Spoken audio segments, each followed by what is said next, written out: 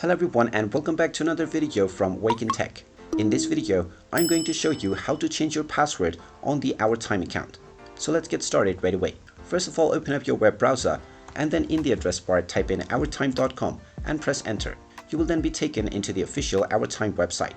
Now from the home page, click on the sign in button at the top right corner, which will take you into the login portal. Now you can proceed with logging into your account using your email address and your password, but you can also change your password without logging in by using the Forgot Password feature. Just click on Forgot Password and you will be asked to enter your email address. Type in your email address that you used to create your account and then click on the Send Email button. You will then be asked to check your email for instructions on resetting your password. So just check your inbox on the email address that you used to sign up and you will find a link that is sent to you by Ourtime. As soon as you click on this link, you will be taken into a page from which you will be allowed to create a new password. Once you have created your new password, click on Return to sign in, and now you can use your newly created password along with your email address to sign into your account once again.